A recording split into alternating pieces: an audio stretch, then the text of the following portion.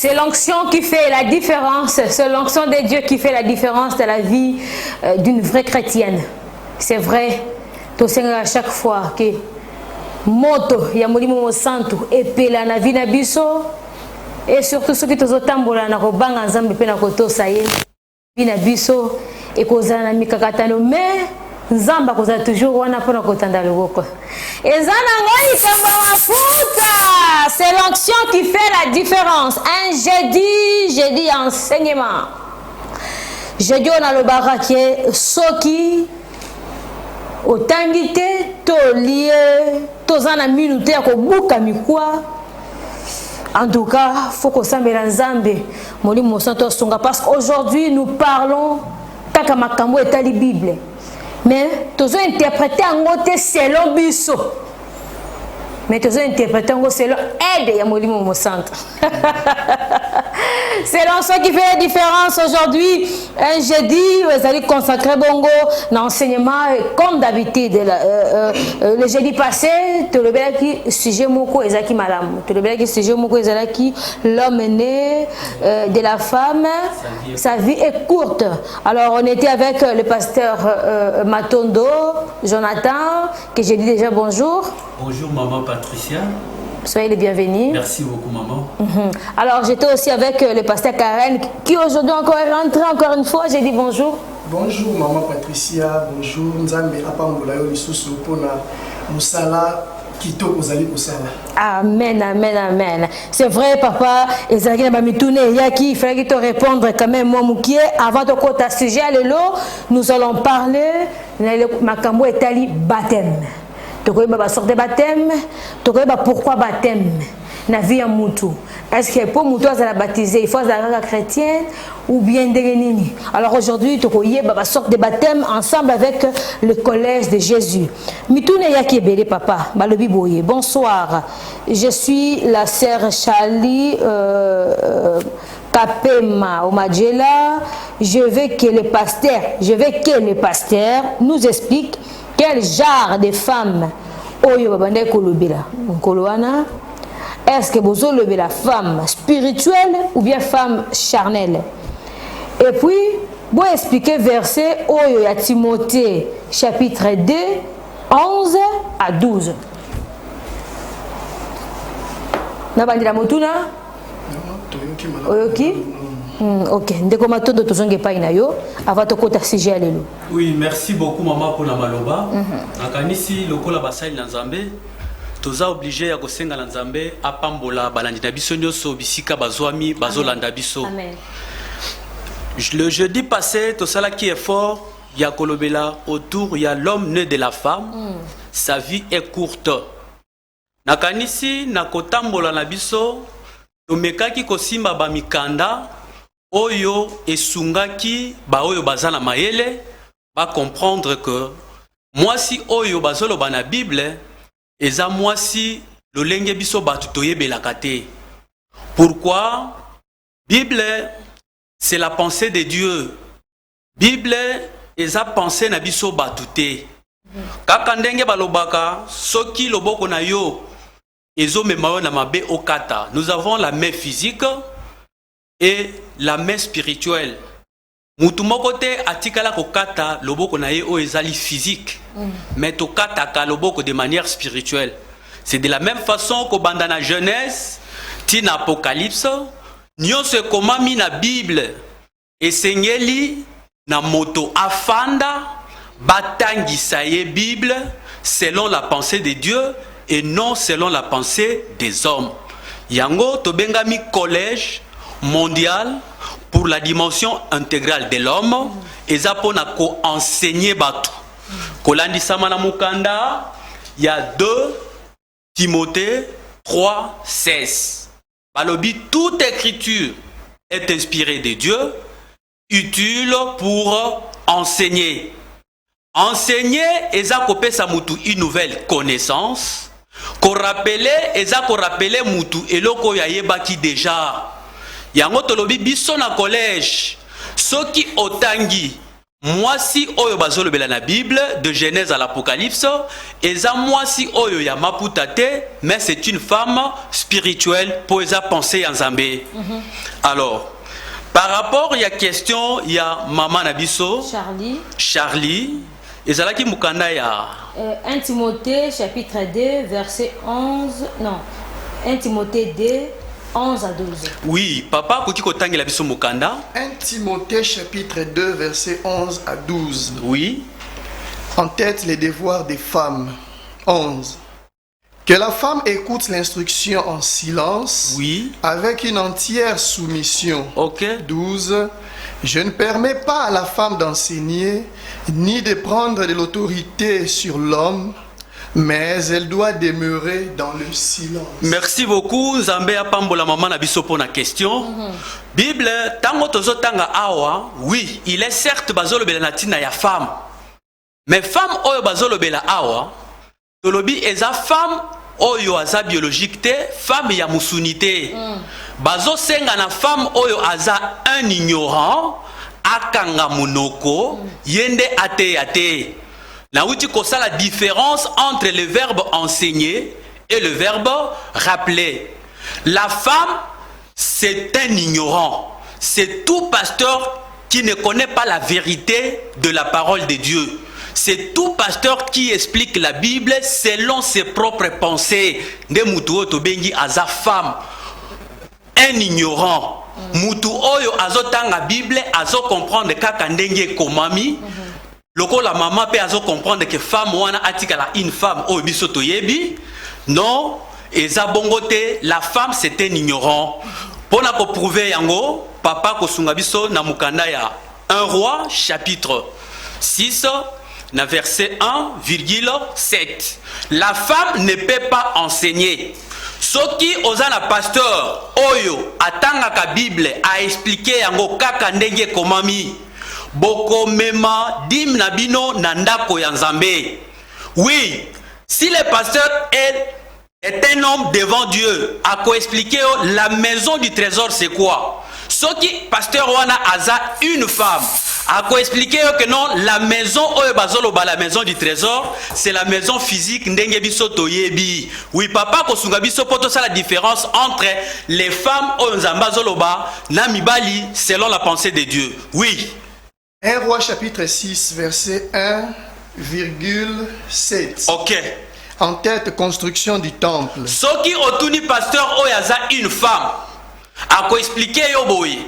Salomon atongela kinzambenda et puis azo senga la bandimi ba mema badima ba ya na bambongo po batongela penza mbenda. Oui, soko za une femme, tu vas comprendre que non, maison wana c'est la maison physique. Tokomeka totanga poto yeba que non, bangonde baza ba femme oyo ba comprendre kabongo. Oui. Ce fut la 480e année après la sortie des enfants d'Israël du pays d'Égypte que Salomon bâtit la maison à l'Éternel, la 4e année de son règne sur Israël, au mois des Ives, qui est le second mois. Merci beaucoup. Bible a ko attester que Salomon a tongelaki Nzambenda. Mais ba pasteur nyonso oyo baza basi. Tango bazo tanga mukanda oyo, bazo comprendre yango selon bango. Oui, 7e verset papa. 7. Lorsqu'on bâtit la maison, on s'est servi de pierres toutes taillées. Tango babandaki kotonga ndako, basalelaki ba pierre oyo ezalaki déjà taillé et bongamaki déjà. Oui. On s'est servi de pierres toutes taillées. Mais lelo tokomi na ba église oyo ezotongama na babashi. Oui. Et papa matondo to katana mukie. Wana moni mongo to ko lekisa ngonga. Ngala lingi o répondre na question de ko. Quand on a un problème technique, c'est très simple la question. Le biboyer. Expliquer, moi si on expliquer par rapport à ce jeu de développeur qui les samedis passés. Parce qu'aujourd'hui, votre côté est déjà le lot. Ok. On utilise qui les jeudis passés. Pour le bas qui l'homme est né d'une femme et sa vie est courte. Parce qu'il y a des gars yeba. Pour ça, il y a des gars yeba. Moi si on yobana kolobela. Azali spirituel, tout. Azali moi si moko charnel. Ceux qui ont charnel, lui, que Nego Charlie, moi, surtout, on a le azaki charnel, to azaki spirituel. soko lingi tanga verset we tanga verset we tanga verset we comme ça biso toko ta solo ya lelo. Merci, nazo comprendre les soucis na yo maman. Toko koma na point na biso to prépara ki lelo zala na kondima. Toko tozo sala effort ya kosungana puisque la parole de Dieu est dure. Pour na ko comprendre yango et sengeli pas pesa même ba exemple o eza concret pour mutu à comprendre message ya Nzambe eza nini. Oui, na simbi exemple oyo pour eza exemple ko kosunga biso to situer basi tozolobela basi ya molimo na lolenge ya molimo. Très bien. OK, oui, toke na 7e verset. 7. Lorsqu'on bâtit la maison, Oui. on se servit de pierres toutes taillées. Oui. Et ni marteau, ni hache, ni aucun instrument de fer ne furent entendus dans la maison pendant qu'on la construisait. Merci beaucoup papa. Selon la pensée de Dieu, maison oyo bazolo ba Salomon atongelaki Nzambe. Yoka lolenge batongaki yango na 1 roi 6 verset 1,7. Du début jusqu'à la fin tango babandaki kotonga ndako wana mama Patricia, makelele na matoi ya batu eyokanaki te. Pasteur oyo aza femme tango akoteya par rapport ya ndako oyo Salomon atongaki akolakisa bino keno eza ba église, ba chapelle, ba tabernacle. Ce sont des femmes. Bazo comprendre la Bible na mayela bango ya bomoto. Nde tozoloba mwasi oyo tozolobela awa eza na pensée en Nzambe, eza mwasi moko oyo tozolobela na mosunité, mais c'est la femme spirituelle pour azotanga pe azo comprendre Bible kaka ndenge komami na pensée na ye moko ya bomoto. Merci. Eza nangoli kambo ya mafuta, selon ce qui fait la différence. C'est vrai, Ndeko Charlie ozui réponse. Je vous rappelle que nous sommes en direct, le numéro est affiché wana.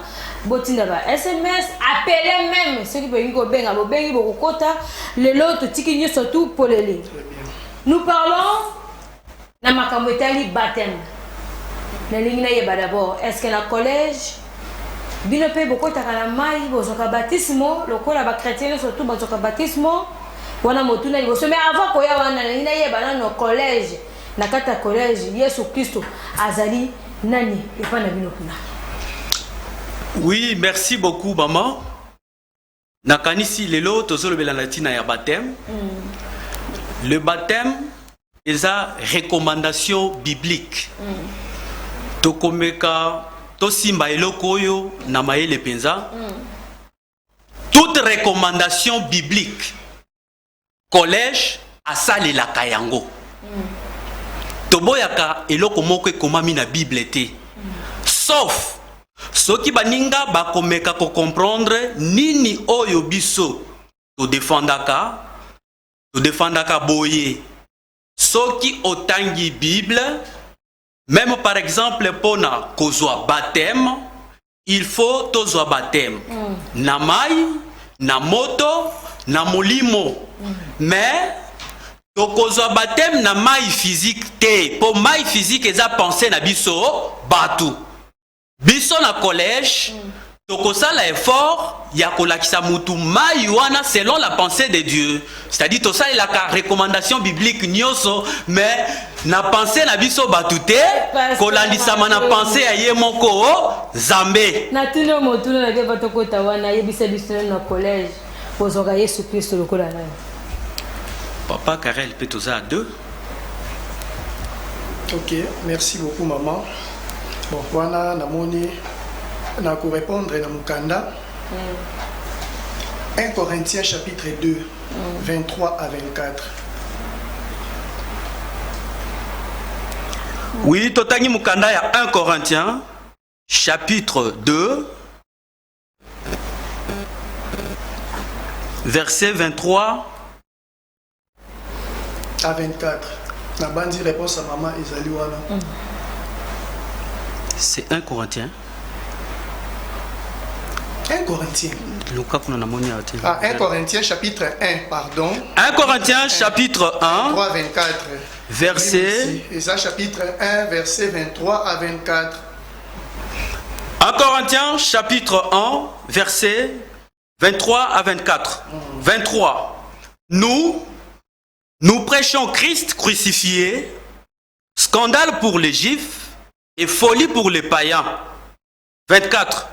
Mais puissance de Dieu et sagesse de Dieu pour ceux qui sont appelés tant juifs que grecs. Maman Nabandi, oyoki réponse. Est-ce que réponse n'est pas si oyoki? Papa, motuna na monoko ngana na otangi, mais motuna ngana tuna monoko. Oui, écriture lobby. Ngana tuna su motuna. Yesu Christ bozoke lokola nani kuna na collège. Lokola mokonzi. Pe mobikisi, soko nga oui, OK. Moi je passe et bon. tu te côté. Naboya qui répondre lokola mokonzi pe mobikisi puisque bato balobaka makambo wana ils ne savent pas ce qu'ils disent. Bazolo balokola batiaku. Bon lokola mokonzi pe mobikisi. Pona nini? Soko tuni bango balobaka bongo pona nini? Bazwaka lokola mokonzi pe mobikisi pourquoi? C'est quoi la raison? Na éviter raison oyo ya kopesa. Mais biso tolobaka makambo lokola tiakute non Jésus-Christ pour la zoloba awa on le prêche. Vous comprenez? Ah, Yesu wana na collège, toté akaye, Yesu wana ba répondre biso, c'est la sagesse et la puissance de Dieu. De biso tozolaka Yesu na collège. OK. Voilà. Alors, sujet de biso ya lelo ezali sur baptême. OK. Tuntoye ba baptême, importance ya baptême. Na vie ya mutu ezali nini pe ba sorte ya baptême et puis bino na collège le lenge nini bosalela ka baptême. Merci beaucoup maman. Namoni sujet o ya lelo esengela kaka to lobela yango puisque nakotambola ya ndeko na ngai dernièrement tango asimbaki yango namoni esusitaki ba questionnement ba inquiétude ande lelo esengela ki penza to meka ko lobela yango. Mais déjà je vous préviens que sujet à baptême c'est un sujet très vaste. Il n'y a pas de problème. C'est un gros sujet. Mais problème. au moins, tu as l'effort, tu as l'essentiel. Ok. Bon, avant peut-être na banda, na kolinga, tu me comprendre nini to kolobela. Le baptême c'est quoi? Baptiser elingi koloba nini. Bon, na dictionnaire, lolenge datangaki, balobi ezali immersion rituelle par laquelle on initie à la vie spirituelle. Bon, ce qui est dans sala yango simple pour na téléspectateurs na biso bana nzambe va comprendre. Baptême ou baptiser signifie tout simplement immerger dans, plonger dans. Vous comprenez? Ah, si quoi le mot qui va s'en suivre, ndelingo lo bakato ko immerger na kati ya iloko wana, to ko plonger na kati ya iloko wana. Ça va maman? Ok. Voilà la bandi na linga kito mekana nous comprendre ce que c'est que le baptême. Maintenant, baptême yango tina na yango ezalaka nini? Immerger dans, on a baptême il y a mai. Non. Baptisé. C'est-à-dire qu'on va immerger dans. Okay. Ce qui baptême en maille, donc immerger dans l'eau. Ce qui fait baptême, il y a esprit immergé dans l'esprit. Pourquoi il a fait? Immergé dans les feux. Il y a potopoto. Immergé dans les potopoto. C'est ça. N'a rien de comprendre. C'est ça. Ok. Maintenant, tina ya baptême ezanini. Baptême tina na yango ezanini na vie ya muntu ya mwana na nzambe. Na kolinga to meka kotanga kaka mukanda comme ça et puis ça biso réponse to kotanga yango mbangu. Marc chapitre 1 verset 4 à 5. Marc chapitre 1 verset 4 à 5. Marc 1 verset 4 à 5. Jean parut dans le désert et prêchant le baptême de repentance pour la rémission des péchés. Ah, balobi, le baptême, c'est pour la rémission des péchés. Très bien, papa. Tina ya libati ici, ezande ya kopeto la masumu ya mutu, ya kolongo la masumu ya mutu. C'est ça l'importance du baptême. Ah, nde yango lelo tolobaki tomeka kolobela na tina ya baptême. Sikoyo na bandi place wana tosimbi malamu. Tomeka kotanga mukanda puisque lelo d'ailleurs tolobaki ezali jeudi enseignement. Mais ngai lelo nazobenga yango jeudi analyse. Puisque lelo tokomeka ko analyser katikati na mikanda ya Nzambe. Mikanda ya Nzambe yango mokonde eko répondre biso concernant le baptême. Papa, tokotanga mukanda Marc chapitre 16 verset 15 à 16. Marc chapitre 16 verset 15 à 16. 15. Puis il leur dit: allez par tout le monde et prêchez la bonne nouvelle à toute la création. 16. Celui qui croira et qui sera baptisé sera sauvé. Ah, wana Yesu nde azali koloba. Tango asilisaki mission na ye, nde atindi pe ba apôtre les 12 bakende na mokili mobimba bakende côté ya création nyoso. Bon, de un an wana eza juste entre parenthèses. Na éviter est-ce que batu basale la kalolengen Yesu a recommandaki. Yesu azoti ndabino bokende côté ya toute la création. En tout cas, ceux qui ont besoin de respecter, mais il fallait que tout le monde dans la carte de l'église, tout le monde a bien bata, na bantaba, na banzete na carte de l'église. Maman, mukanda et lobi boye. Allez prêcher à toute la création la bonne nouvelle. Ce qu'on a petit canal, na tout nana. Libata, et la création de répondre ngai. Motuna ezali ngai réponse nzi aduni. Problème est dans côté. OK, merci. Na bandi moko à répondre. Et place yazali. C'est-à-dire, c'est pour dire, pour Nzambe, il faut prêcher toute la création, tout ce qui est créature et singelia teyama. Voilà le qui entre parenthèses. Alors, tokiti sikoyo wana balobi bo kende bo annoncer pe bo batisa. Oyo ako ndima pe akobatisa mande akozwa lobiko. C'est pour dire quoi? Mutu pose lobiko et c'est là qui n'est pas quatre chemins té. Il doit passer par où? Par le baptême. Ah, il y a mon rejoindre de konanga ita bazolo bake libatisi ezali une recommandation. Et c'est ngeli ko salela yango sans lequel okozwa nini saluté. Maintenant, nde okomona batu bakomi lelo nini bo ba misusu kutu balobi eza na kati ya sacrement. Parmi les sacrements baptême be fandi wana. Ah, c'est pour dire que c'est une obligation. Sikoyo tokomeka kotanga mukanda moko oyo lelo batu nyonso batu bazali ko bibenga ba soi-disant chrétien oyo bazali oyo bazwa ki pona bakende kozwa pe libatisi. Pasteur Karel. Oui maman. Nalingi boyo. Nalingi avant omeka ko panza nani na yebi ke baptême tozana baptême d'eau. Il y a esprit. Na ya moto wete. Toujours pas. Combien de sortes de baptême? Il y a moi, on a prévenu qu'il y a déjà, c'est un sujet vaste. Peut-être ce que tu as dans le bas. Il y a d'eau. Merci beaucoup, maman. Merci beaucoup. D'ailleurs, Matthieu, chapitre 3, verset 11. Matthieu, chapitre 3, verset 11. Verset 11. 11. Moi, je vous baptise d'eau pour vous amener à la repentance. Ah, wana déjà Baptiste sikoyo ayekoya. Jean-Baptiste na koya na ye nde abali koloba musala na ye zalaki ya kobatisa batu. D'où d'ailleurs son nom Jean le Baptiste. Kobatisa batu na katikati ya mai ndengo lobi. Tozoba na baptême d'eau. C'est-à-dire effectivement libatisi ya mai nde zali kopetola masumu ya mutu.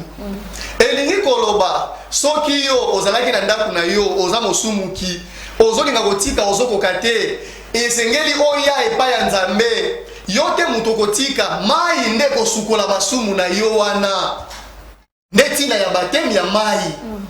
Nde yango komona lelo batu ntango batangi mukanda oyo nde bakomi kokende kosala pe libatisi ya mai. Maintenant d'ailleurs le bengaki yango je dis analyse. Nous devons analyser total makomami ya Nzambe. Est-ce que makambo tozo sala eza ndenge ekomami? Bon, maman papa zongela mukanda wana. Matthieu chapitre 3 verset 11. 11. Moi, je vous baptise d'eau pour vous amener à la repentance. Ah, souci ya Nzambe tangu ozali kobatisa na mai esengeli osali omipetwama ose repentir mai wana epetola yo masumu sikoyo tokotuna boye malgré mama lobi quelque chose ya ye mais oyo eza analyse eza mutuna te on va analyser. Est-ce que mai oyo mai batu bazali kokende puisque tango batu batangi ndo mona lelo batu bakomi kosala ba baptême bakena mai ya njili bakena mai ya kalamu bakena mai ya fleuve misusu basali piscine misusu bazona mai ya kopo bazobwaka na mutu o bazoloba bazomuye mutu tokotuna. Est-ce que mai oyo bino bokendaka kokota na kati ya nini na kati wana pona kozoli batisi mai wana epetolaka masumu ya mutu? On va dire non, puisque na yo mutu bazali ko batisa, na mutu bazali ko batisa yo, boyebi vous êtes conscients tous les deux que mai wana e ko petolaka yo jamais masumu. Siko batu bakendaka wana pona nini? Puisque mai wana ata soki ozandenge nini, ata soki babondele yango lolenge nini, e ko petolaka jamais mutu masumu. Webi pona nini? Pona masumu efandaka na poso te. Mai wana ezande po esukola salite efandaki na poso. Masumu ezalaka na poso mutu te. C'est-à-dire tango bato bazali kokende kuna bazali kosala nde biloko oyoyo eza lokola ba théâtre na misu na Nzambe eza makambo ya Nzambe te.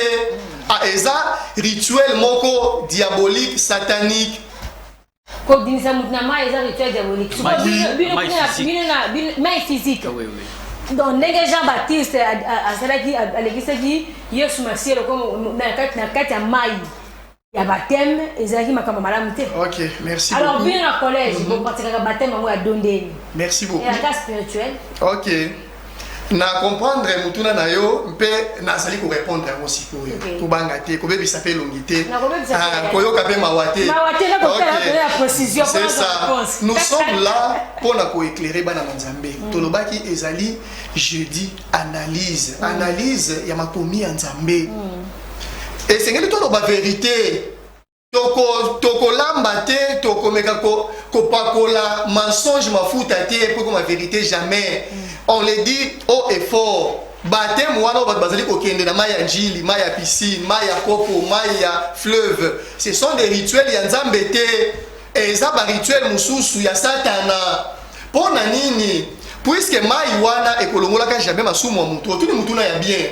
Sikoyo ebongo même kasi Yesu ye moko tango babatisaki ye mama est-ce que même après Yesu c'est ça non non baptisaki batu mususu problème est ça dans côté mais notre exemple c'est qui c'est Jésus tokomona peta babatemo babatisaki batu mususu wana tokota nano na batemi ya Yesu wana puisque mutu koloba oh nini mutu azoloba boye donc même ata Yesu ye moko ndinga babatisaki ye siko bazoboya yango non bino nde bozali ko comprendre te ata libati ya Yesu wana bon tolandaka nde Yesu comme exemple totala mukanda totala soki nani mutu babatisa ye lokola ndenge babatisaki Yesu okomona que ça n'a rien à voir zo mukanda Matthieu lelo na kolenga mikanda yango moko et répondre biso Matthieu chapitre 3 wana zo verset 13,16 à 17 poto ke nembango Matthieu chapitre 3 verset 13,16 à 17. Matthieu chapitre 3, verset 13. En tête, au moment où la baptême de Jésus. Oui. Alors Jésus vint de la Galilée au Jourdain vers Jean pour être baptisé par lui. Ah, bah oui, je suis pas qui ça qu'on soit baptisé. Donc on a l'élo, bah toi on a l'exemple, bah s'accrocher non, bonjour ya nini. Même Jésus a été baptisé. Est-ce que bino li baptisé à Yesu et ça ba li baptisé na bino oyo bosalaka. Totanga so ke zandenge moko oui 16 à 17. 16. Dès que Jésus était baptisé, ah balobi sikoyo tango baptisaki Yesu. Tango basisi ko baptisa ye oui, il sortit de l'eau. Kobimana ye na mai, et voici les cieux s'ouvrirent. Ah, papa toki de malembe. Balobi premièrement tangu kaka basisi ko batisa Yesu Yesu asobima na mai elo ka liboso si liboso za kini lola mapate za kini efungwa maki tokutuna mutuna bon on va analyser puisque mituna eza ya mama na biso journaliste nani oyo babatisa na mokili oyo après avoir ko batisa ye mapate efungwa maki wana so ko bibongo la dans ça veut dire biso comme ba Christ parce que loko wana ezala ke loko pona ko lakisa monde ke mutu oyo aye Papa Karel que yende Messia. Merci beaucoup maman. Merci beaucoup maman. Soki ezalaki bongo. Que ye wana nde. Omoni question oyo tuni. Non wana ezalo lokola c'est comme si tokomi ko sala ndenge Christ sikoyo pona nini to sala saint. O Christ asala ki yango. Mais fallait ki pe nini to tikela kaka ye mo nda sala ki yango poto ko gani na yete. Nous sommes Nini, tu as dit que l'anda Yesu Christ, il est notre exemple. Et c'est ngeli to sala, lolenge ya salaki. C'est-à-dire d'ailleurs, et l'on peut prouver que tout ça la nenge ya salaki. Et on a la bassine wana. Soit qu'effectivement si nous sali et salemi, d'être on dit on l'a dit benza Yesu, on a modèle à Yesu. Soit qui maté, on a dit yenda Yesu c'est exceptionnel. Non. Autre salaki bongo, c'est que tout ça la racité ni oso Yesu salaki, parce que la modèle bongo. Deko Karen pasteur Karen. Na le biboye. Si vous pour la bino bato collège. Pour oza baptisme ya solo. Pour toi na solo makambo sa salaki donc soko continue ma ya baptême. Tango zobima. Il faut que ma pâté fongoma. Kaka le lenge c'est mais c'est le coup tout est. Là c'est sa place wana. D'ailleurs, on va continuer question. Oui, papa tanga. Tozu appelle moko. OK. Allô, bonjour. Oui, allô, bonjour. Comment on a des baby soapi? Oui, pasteur Emile Tozo Kayo.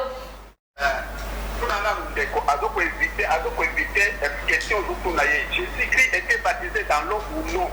À répondre place Johanna. Parce qu'il y a tout le bas, Jésus-Christ s'était ouvert. Est-ce que Nani a déjà baptisé? Est-ce qu'il était baptisé dans l'eau ou non?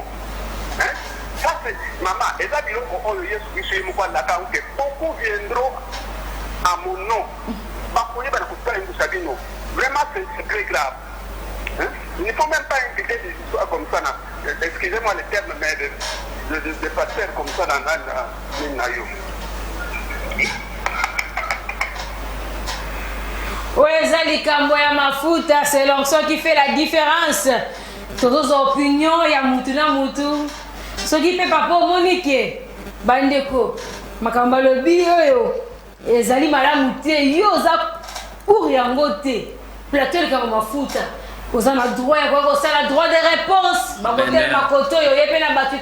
Amen. Discuter comme la Bible, vous êtes permis. Chaque jeudi, tozali ah papa numéro 1 eza yangai après biso bengi to kosola boko ko sala bongo droit de réponse il y a pas de problème à défendre nzambe ya yo répondre nous tuna papa. Merci beaucoup maman. En tout cas tant on a yoki na sepeli makasi mais na regretter ndeko na ndeko a tuli mutuna amona ni que à se présenter le rôle de pasteur, mais pasteur, mon gars, attends la Bible, c'est une femme. Non, pas les attaques. Nazali pour répondre, non, ce n'est pas une attaque. Ça vous pouvez regretter, Nangaï. Pour Azamoisi. Répondre, c'est la femme en silence. Nazali pour répondre.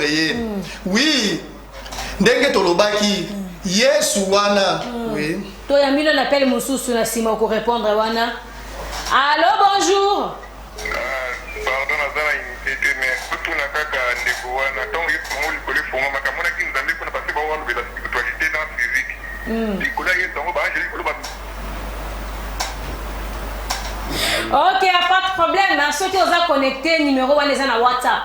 Sur moi qui a unité pour tout ça, ben à WhatsApp, il n'y a pas de problème. Oui, ok. On avait répondu en disant ceci. Baptême, il y a yes, oyobo, sur le exemple. Et ça n'a rien à voir avec Libati Sinabino. Preuve en est, d'ailleurs, tu vas dire que tu as puisqu'il appelle des Ekataki. Nakati, Nakati, tous vont répondre. Les deux Alikamo, ils allaient. Allô? Allô, bonsoir. Bonsoir, papa. Bonsoir. Tozo Kayo.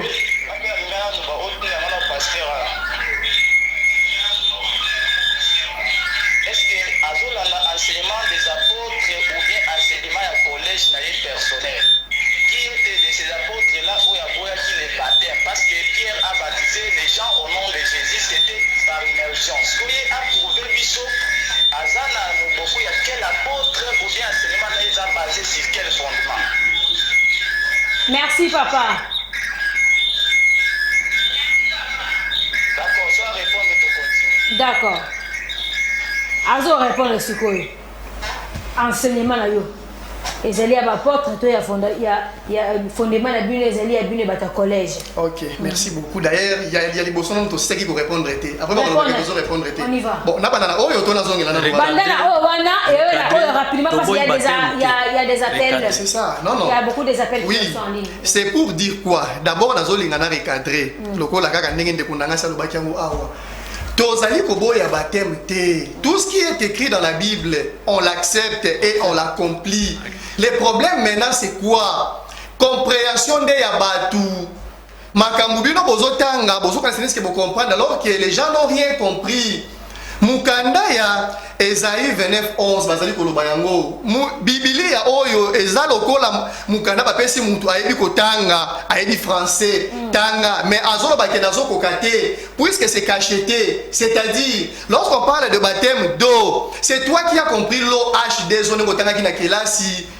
Alors que Nzamba zolo bela makambu mususu.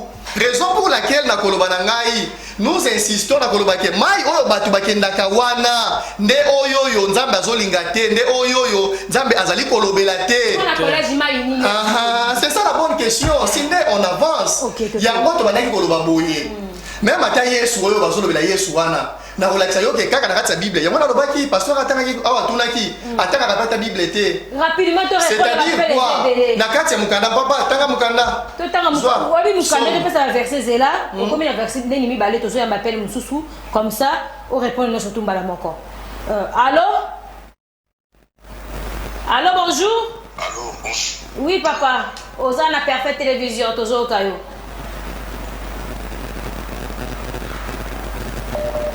Allô? FK. De Jésus, leader de Dieu. Bazala motuna ya kotuna bandeko bazala plateau. Limolela ngai nanu lisolo ya Philippe et unique éthiopien. Ezali na mokanda ya Acte chapitre 8. Beaucoup va m'étonner, hein? Beaucoup. 36, 39. Acte chapitre 8, verset 36 à 39.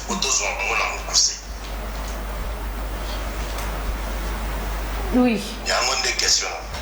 Merci beaucoup, papa. Acte chapitre 8, 36 à 39. Verset 36.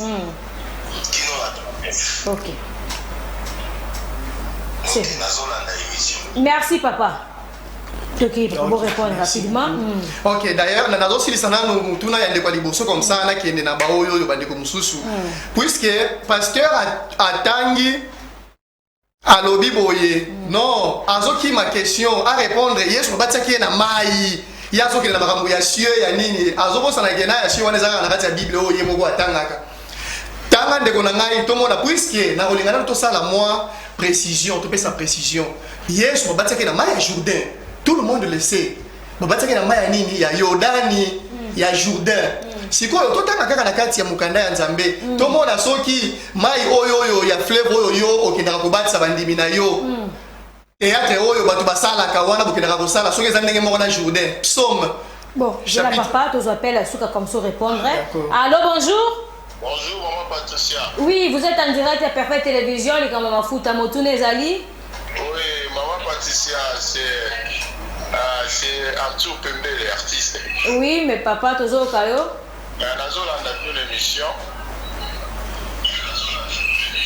Nalobi boye, mais tant que pasteur Azolo Bake, Azolo essaie un peu de négliger baptême ya mai. Si vous avez bien la Bible, moi, français, quand même, il va le c'est un point d'exclamation, et là, la souka. Genre, si Yesu, là, vous faites là, il n'y a pas de yo, il n'y a pas de tanga, mais il n'y a pas de ça veut dire, genre, à Kamoué, à mon grandeur, il y a Yesu, et pour ça, il y a déjà Yesu depuis Kala. Comment le pasteur peut dire que la thème, il y a plus d'importance et surtout quand on est à la TV, on a une émission, mais comment il peut dire ça? Parce que Jésus-Christ, il est mauvais, il valait à Boya. baptisé par Jean-Baptiste pour la repentance.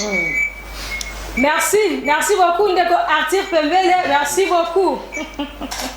Oui. Je vais répondre directement Ndeko Arthur Pembele. Ndeko Nangai Arthur. Non. Bon, ngai na comprendre bino parce que bino quand bozolo bela batema mai yo zomo na mai na yo ya njili, mai ya fleuve. Na bandeli na koloba boye.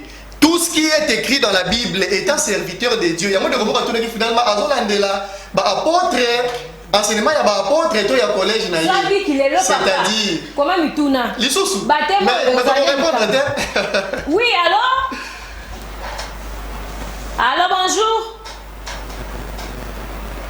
Tozo kayo papa. Oui, bonjour. Oui, Ndeko depuis Brazzaville, comment on a ni? Oui, depuis Brazzaville. Comment on a eu le frère Durel et Béa? Frère Durel et Béa, oui. On vous écoute papa, vous êtes en direct et parfait. Voilà, c'est-à-dire, Ndeko Azali Koloba, Malamu, sauf qu'Azali Ko expliquer à moi Malamu te. Ok. C'est-à-dire, quand Azali Koloba Maï, Batema Maï, ezalaki kaka préfiguration, c'est-à-dire elaki kaka repentance. Mais baptême il y a important, ezali baptême il y a au nom de Jésus-Christ, mais badjwa kango na maïté. C'est-à-dire sur le texte Actes chapitre 19, à partir du premier verset jusqu'au verset 6, Paul a retourné à disciple et parce que voici il y a pas mon livre sort il y a le la route, nani de yoka à côté. Il y a le bibo. Pour soit bien le baptême, on va vite dire baptême il y a Jean. Parce que baptême il y a maïté, zali baptême il y a Jean. Il y a le baptême oyo et moto azali kitaron na nous ezali Jean-Baptiste. Donc pour des importance mingité. Or baptême oyo ezali importance oyo makambo na nzela ya konsima na nzela ya foi. Oyo bien kama batikote ya lui na Actes chapitre 2 le verset 38.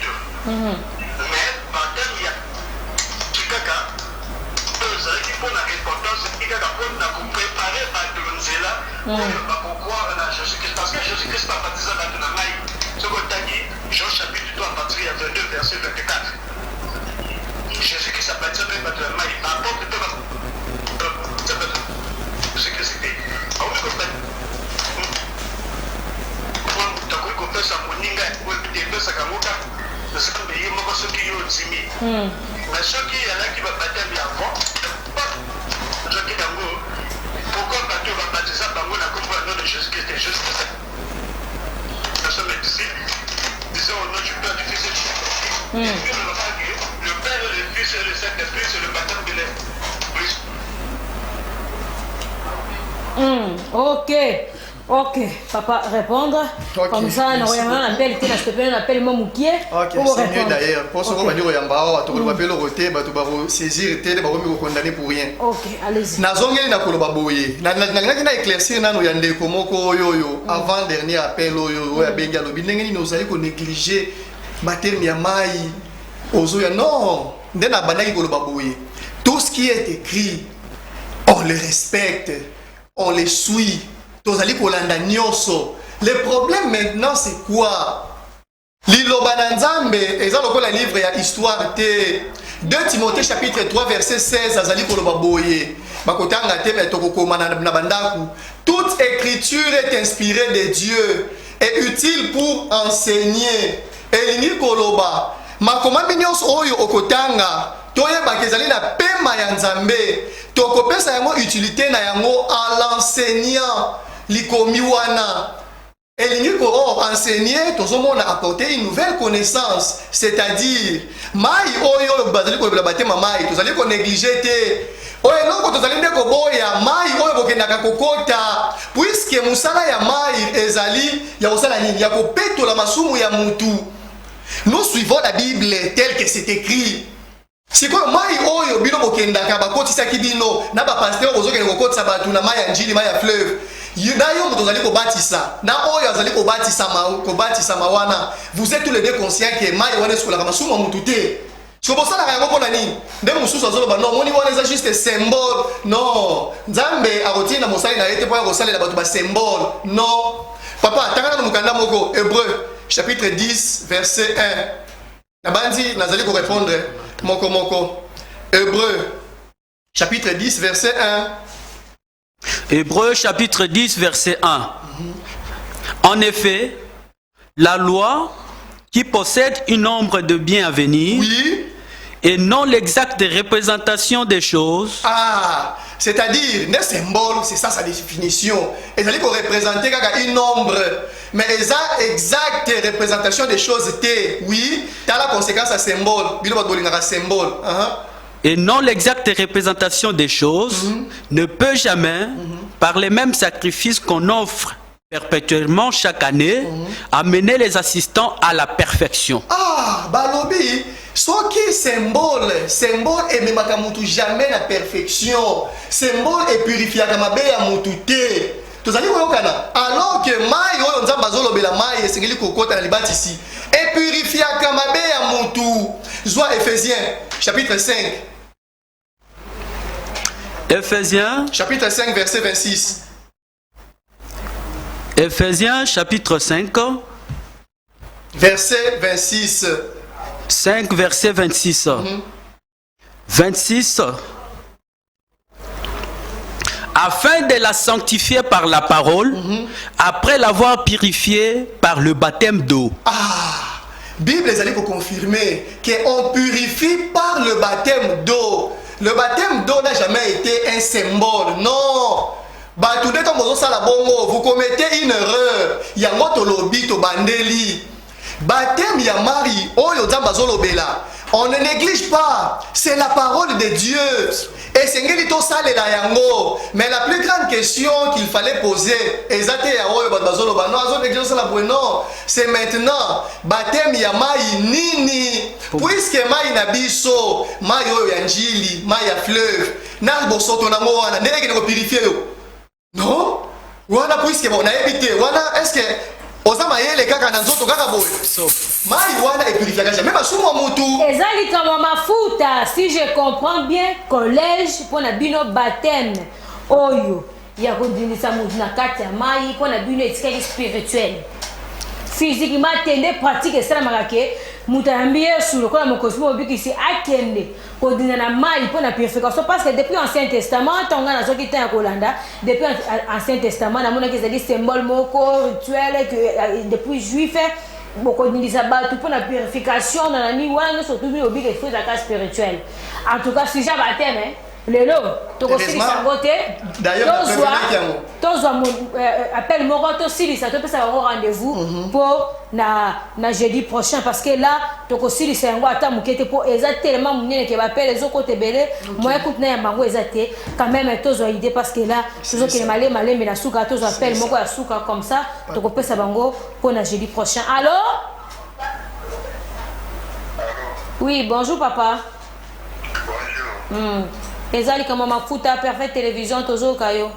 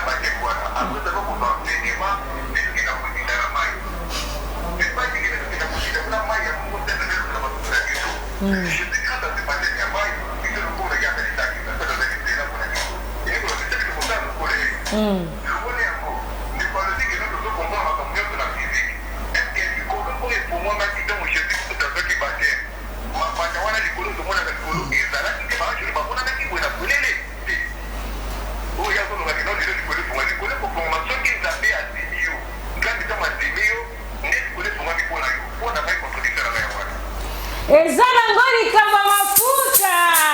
Ah non. Merci. Banani na biso ya. Oui. Ya likama mafuta bazaka côté wana bazaka tak moko za mukete. Na sepeli makasi. Tozoke na suka papa. Na lingina meka kosimba eloko ndeko alobi wana. Na koloba na ye na moni azo soutenir na no makambo symbole. Alors que touti koloba awa ndeko na ngai. Le symbole ebe makamutu na perfection te. Nzambe atindi basali na ye pona basala ba symbole te. Wana ce sont des rituels tolobi yango satanique, zamaka nzambe te. Nous croyons en la parole de Dieu. Mais la parole de Dieu, lolenge towutini likotaka pona kaka batuli bazokata kata. Liloba na Nzambe na 2 Corinthiens. Le lobo ndima boko makaba question. Non, mais comme ça, j'ai dit beaucoup répondre. Mais j'ai dit au fond la téléphone, on répondre à mbambu place. On répond mbambu to yamba pe. Puisque au monde papa tanga mukana wana c'est totanga 1 Corinthiens. To comme la suga 1 Corinthiens chapitre 2. Ah, to nini kaka place wana 1 Corinthiens chapitre 2. Versets 12 à 13. 1 Corinthiens chapitre 2 versets 12 à 13. 12 à 13. 12. Or, nous n'avons pas reçu l'esprit du monde. Nous, on n'a pas reçu l'esprit du monde. Esprit du monde, de compréhension mondaine. Oyo otangi tikana. Yo ozuzo bibenga mosali na Nzambe pasteur. Otangi bakobata yo na mai. Tu as la même compréhension na shege yo azome la diamba. Osoki toke nango na libanda totuni shege azome la diamba. Pardon maman na silisa. Appelle au poto silisa. Allô, bonjour. Voilà, donc la connexion est tellement là, comme ça, tu as un message, nous sommes arrivés à la fin parce que et qu'on n'a pas signé Koleka. Tu commis la souka. Répondre rapidement et puis te clôturer. C'est pour dire, toi étant serviteur de Dieu, tu ne peux pas avoir la même compréhension. Na ba Melidiamba, na ba Pagano. Répondre et tu réponds. Mais c'est ça, je réponds. Non, je n'attaque pas. Je n'attaque pas. Nabandi Nzambe alimbisa biso soki toza kwa tekme tozali koloba les faits et c'est que toloba vérité soki mtasali mabe toloba kosali mabe ce n'est pas une attaque c'est-à-dire quoi ndeko tanga mukanda ya mukasi nous sommes arrivés à la fin ça mukanda pona nini la télé c'est le temps des conclusions la télé c'est le temps au petit bongo verser batanga nanda parce que là tu vois il y a des appels aux côtés. Mais la conclure à Tawana. Conclure, mais sans côté, on peut ça va. Et ça, dans 1 Corinthiens chapitre 2, verset 12 à 13. Paul a dit que le babouye. Biso te receva qui esprit à mon kilité. Paul a dit que le makambo yo bato mon kililo lenge ba yebelaka non. Biso tozo bela makambo yango. Toza ko employer un langage spirituel pour des choses spirituelles. Ce que nous lisons ici, ce sont des choses spirituelles. Et sa compréhension na yote. Puisque mutazolo yo kana mutazolo ba. Non bon. Pasteur na plateau azolo ba ke biso tozo zolo so na nzoto. E bongo lo le fungwa maki wana ndeko na ngai. Donc lo le fungwa maki ndeza na molimo. Ma yetikali physique. Omoni buzopa ya makambo Nzambe. Des compréhensions charnelles diaboliques. C'est l'onction qui fait la différence. Ndeko on dit biso. Ou ezali perfecte télévision émission ezali comme mafuta. Ezali jour où il y a enseignement et il y a analyse. Débat. Ce qu'on monique ezali léger quelque part. Ne vous dérangez pas chaque jeudi à partir de 16h. On est ici en direct. Bosaka le osalibwe. Bobenga muta à défendre vraiment réalité et Makamango. Papa, on peut si rapidement adresse. Comme ça, moi je remercie l'équipe technique déjà. Merci beaucoup à FIA. Merci beaucoup à Emmanuel Mwamba. Merci à vous et pourquoi pas aussi à Brigodor. Merci aussi à toi, mon mari, depuis là où tu me suis. Gros bisous à toi. Comme ça, on peut si adresse l'église. Et puis, numéro de téléphone. Oui, nous sommes arrivés à la merci beaucoup, maman. Nakanisi. Numéro Bandeko Bakoki Kobenga Biso et ça na 082 31 21 908 082 31 21 908 Tobengami collège puisque Totangisaka Tozalina avenue Funa numéro 49 na croisement Zikida Bokassa na commune ya Kinshasa Tozali pe na Matete na Debono na 3e rue na numéro 125. Tokutanaka le mardi tokutanaka le mercredi, tokutanaka pe samedi et dimanche. 14h30 dimanche à 9h. Tozobenga bandeko baya ebele, baye ba vérité en Zambé pour vérité ndeko kangola bango. Amen. Merci beaucoup, au revoir. On va se revoir encore une fois le jeudi.